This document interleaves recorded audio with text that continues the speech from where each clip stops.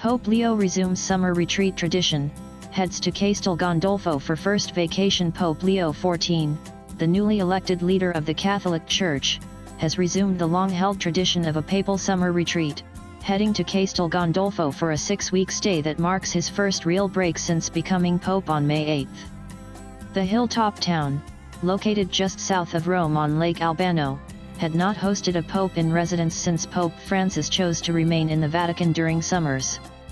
Local residents are welcoming the return of a pope to the papal villa, hopeful that his stay will bring both spiritual and economic renewal. Pope Leo, known for his reserved and humble approach, is not expected to spend the retreat idly. In his very first sermon, he reminded the cardinals that authority in the Church must be marked by humility, saying leaders must make oneself small so that only Christ remains. Though he may be away from public view, Leo is not expected to be idle. Those close to him say he's a diligent and methodical worker who prefers to read full reports rather than summaries. He'll likely use this time to reflect and study some of the Vatican's most pressing challenges. During his time away from public appearances, the pontiff is expected to review several major issues.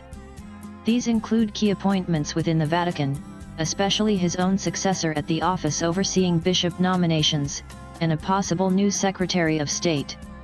The Vatican is also facing serious financial concerns, including a structural deficit and a large pension shortfall. Legal and moral issues are also on his agenda. The Pope will need to address high-profile abuse cases, particularly that of the Reverend Marco Rupnik, and decide how to respond to the fallout from the Vatican's recent financial trial involving Cardinal Angelo Bixio. Other challenges include growing divisions over the Latin Mass, which some hope Leo will help reconcile, and questions about the Church's role in guiding society through emerging technologies like artificial intelligence.